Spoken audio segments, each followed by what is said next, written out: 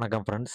Peoples power TV சார்பாக இன்னைக்கு என்ன வீடியோன்னு பார்த்தீங்கன்னா, நெறைய பேரு ஆர்டிஐ மனு எப்படி இருக்கும்? அத எப்படி எழுதுறது? அப்படின்னு சொல்லி டவுட்ஸ் கேட்டிருந்தீங்க. நம்ம வீடியோ கமெண்ட்ஸுக்கு கீழ. அதுக்காக ஆர்டிஐ மனு எப்படி இருக்கும்? அப்படிங்கிறதுக்கு நம்ம எழுதின ஒரு மனுவ ரெஃபரன்ஸா எடுத்துட்டு வந்திருக்கோம். வரிசையா பார்க்கலாம். அது என்ன அப்படின்ட்டு. இத நீங்க டைப் பண்ணி தான் எழுதணும் அப்படின்லாம் எந்த ரூலும் கிடையாது.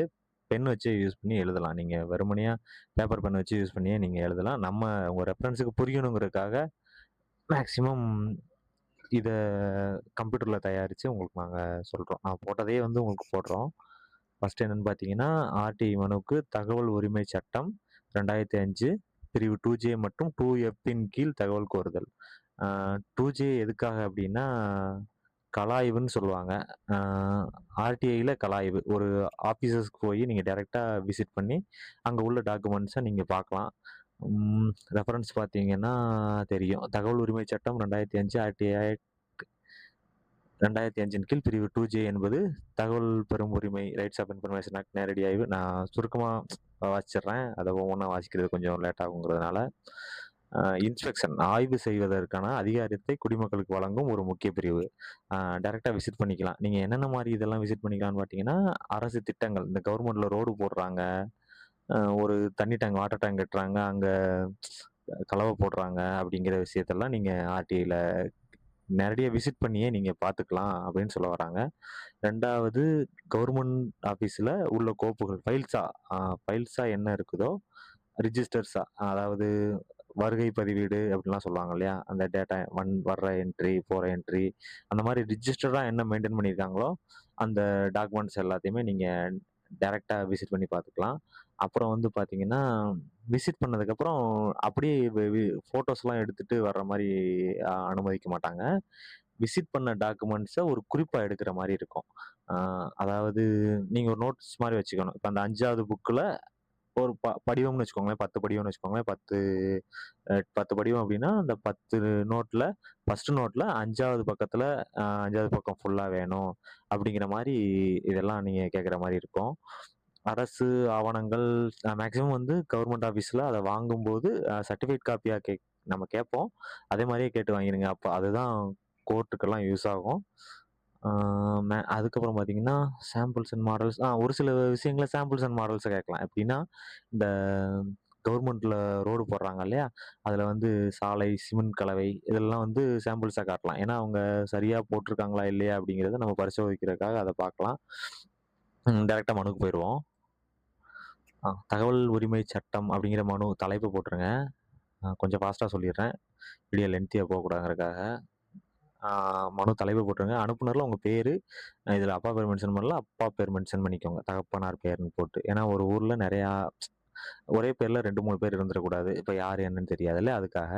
அப்புறம் எந்த தெருவு அப்படிங்கிறத மென்ஷன் பண்ணிக்கோங்க. அ அப்புறம் கிராமத்த எழுதுங்க. இந்த இடத்துல எக்ஸஸ் குடுத்துருக்கோம். ஏன்னா நேம் தெரியக்கூடாது, மொபைல் நம்பர் தெரியக்கூடாது அப்படிங்கிறதுக்காக எக்ஸஸ்ன்னு குடுத்துருக்கோம். அப்புறமா தாலுக் குடுங்க. எந்த தாலுகால இருக்கீங்க? பிளாக் எந்த யூனியன்ல இருக்கீங்க? ஒன்றியம்னு சொல்லுவாங்க இல்லையா? ஒன்றியம். பிளஸ் எந்த மாவட்டம்? செல் நம்பர் எழுதிக்கோங்க. தேதி கம்பல்சரி மனு எழுதுனீங்கன்னா தேதி எழுதுங்க. ஏன்னா, அந்த தேதிய வச்சு தான் அவங்க 30 டேஸ்க்குள்ள உங்களுக்கு பதில் குடுக்கணும் அப்படின்னா, உங்க மனுவுல தேதி இருக்கணும். அப்புறம் நாங்க எழுதுனது பார்த்தீங்கன்னா, வட்ட வழங்கல் அலுவலர். டிஎஸ்ஓன்னு சொல்லுவாங்க. டிஎஸ்ஓ அப்படின்னா, அ ரேஷன் கடையில இருக்கக்கூடிய அந்த ரேஷன் கடை எல்லாமே கவனிப்பாங்க இல்லையா? அந்த ஆபீசர தாலுகா ஆபீஸ்ல இருப்பாங்க இவங்க. நம்ம வட்டாட்சியர் அலுவலகம் ராஜபாளையம்.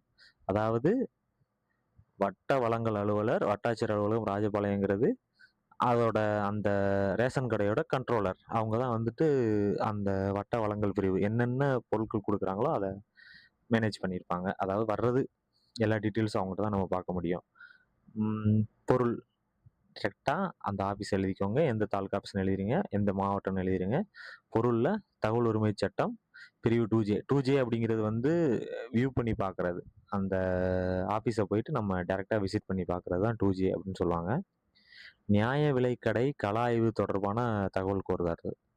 ஆ அப்புறம் பார்த்தீங்கன்னா, டைரக்ட்டா சப்ஜெக்ட் வந்துருங்க. ஐயா அப்படின்னு போட்டுருங்க. நீங்க முழுமைன்னு போட வேண்டாம். ஐயா, ஐயா அப்படின்னு டைப் பண்ணிக்கோங்க. ஒரே நிமிஷம்.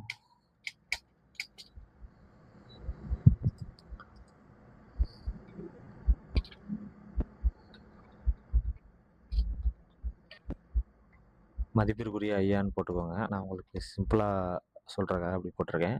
நான் சமூக ஆர்வலராக ராஜபாளையத்துக்குட்பட்ட மேற்படி கிராமத்தில், அதாவது நீங்க அந்த கிராமத்த மென்ஷன் பண்ணிருங்க. எஸ்பெஷலி ராஜபாளையம்னு வச்சுக்கோங்க.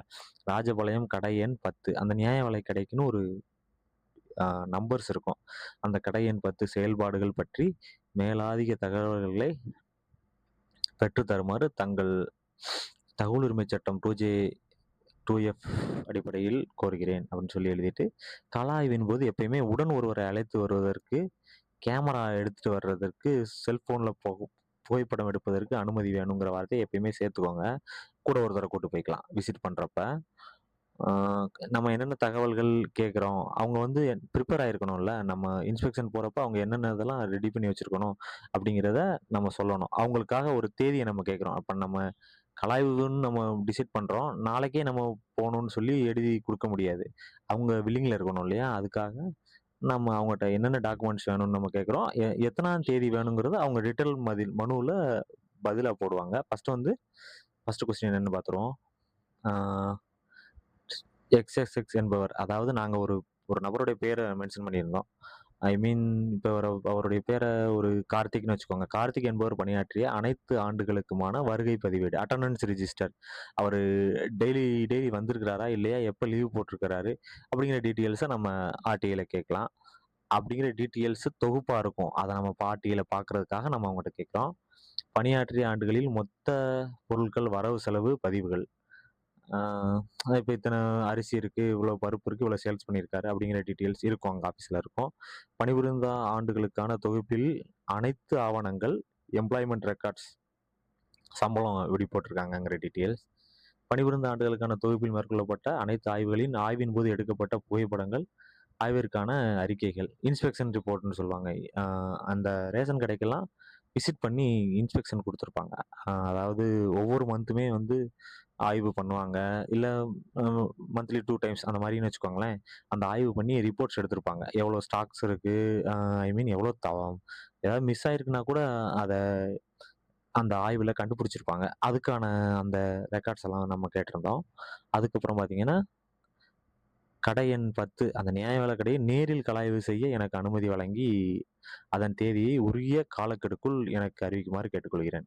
ஆக்சுவலா நீங்க இத வந்து நேரா நீங்க நியாய விலைக் கடைக்கே போடக்கூடாது. எந்த ரேஷன் கடையுமே டைரக்ட்டா அவங்க வந்து பொது தகவல் அலுவலர் இருக்க மாட்டாரு. பொது தகவல் அலுவலர் யாரு அப்டின்னா, ஆர்டிஐ ஆக்ட் இருக்கு இல்லையா? அந்த ஆர்டிஐ ஆக்ட்க்கு பொது பொதுவா தகவல் குடுக்குறதுக்குன்னே ஆஃபீசர்ஸ் வந்து தாலுகால தான் இருப்பாங்க. ரேஷன் கடையில இருக்க மாட்டாங்க.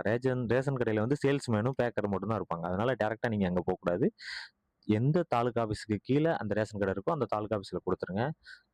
குறிப்பா சொல்லணும்னா, அடுத்த பேஜ் வந்து கட்டணம், ஃபீஸ்ன்னு சொல்லுவாங்க. ஃபீஸ்னா தகவல் உரிமை சட்ட விதிகளின்படி தேவையான ரூ. 10 கட்டணும். இந்த மனுவுக்கு வந்து ரூ. 10 கட்டணம் நம்ம வந்து கவர்மெண்ட்டுக்கு செலுத்த வேண்டியிருக்கும்.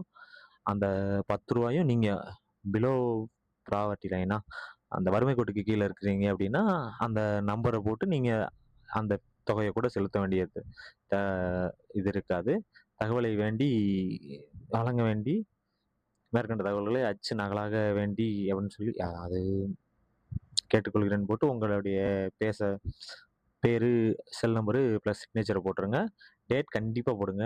பிளஸ் வந்துட்டு இதுல முடிஞ்சா இன்னொரு பாயிண்ட் சேர்க்கலாம். 7/1 அடிப்படையில் 30 நாட்களுக்குள்ள தகவல் குடுக்கணும் அப்டின்ட்டு. 30 டேஸ்க்குள்ள நீங்க போட்ட மனுவுக்கு அவங்க ரிப்ளை குடுக்கணும். இல்ல அப்டின்னா, ஒரு 5 டேஸ், 10 டேஸ் வெயிட் பண்ணுங்க.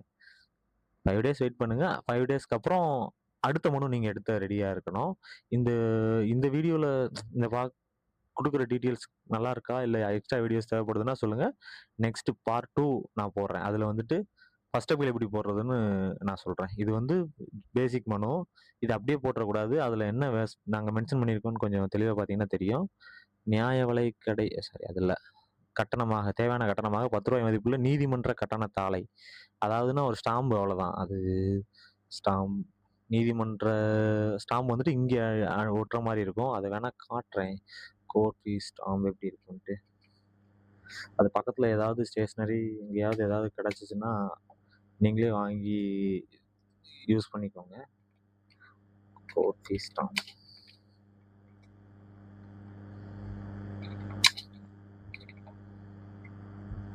Court fees stamp. ₹10. ஆ அந்த ₹10 ஸ்டாம்ப் வந்து இப்படி தான் இருக்குங்க. நெட்டு கொஞ்சம் ஸ்லோவா இருக்கு. அந்த ₹10 ஸ்டாம்ப் வந்துட்டு இந்த மாரி தான் இருக்கும். கோட் ஃபீன்னு எழுதியிருக்கும். மனு ஸ்டாம்ப் வாங்கி ஒட்டிறக்கூடாது. எதுக்கு எத கரெக்ட்டா யூஸ் பண்ணணுமோ அந்த மாரி பண்ணிருங்க. ஏன்னா நம்ம மனு ஸ்டாம்ப் தான் அங்க மென்ஷன் பண்ணியிருக்கோம். இதுல தான் ஃபீஸ் பே பண்ணணும் அப்படின்னு அவசியம் இல்ல. இது கொஞ்சம் ஈஸியான மெத்தட். எல்லாருக்குமே வந்துட்டு தெரியும். எங்கேயுமே கிடைக்கும். நியர்ல இருக்கக்கூடிய அந்த கடைகள்லாம் நெறைய விசிட் பண்ணி பார்த்தீங்கன்னா கிடைக்கும். அதனால நம்ம இத யூஸ் பண்றோம். அ இந்த ஸ்டாம்ப எடுத்து இந்த மனுவுல இந்த இடத்துல வச்சுக்கோங்க. இந்த இடத்துல ஒட்டிருங்க. இந்த இடத்துல மேக்ஸிமம் ஒட்டிருங்க. அ அது போக டேட் கண்டிப்பா மென்ஷன் பண்ணிருங்க. இந்த மனுவ எப்பயுமே வந்துட்டு சாதா தபால் அனுப்பக்கூடாது. ரிஜிஸ்டர் தபால் அனுப்புங்க. ரிஜிஸ்டர் தபால் அனுப்பிட்டு ஒரு 30 டேஸ் வெயிட் பண்ணுங்க. அதுக்குள்ளயும் பதில் வந்துரும். 30வது தேதி 30வது நாள்ல தான் பதில் வரும்.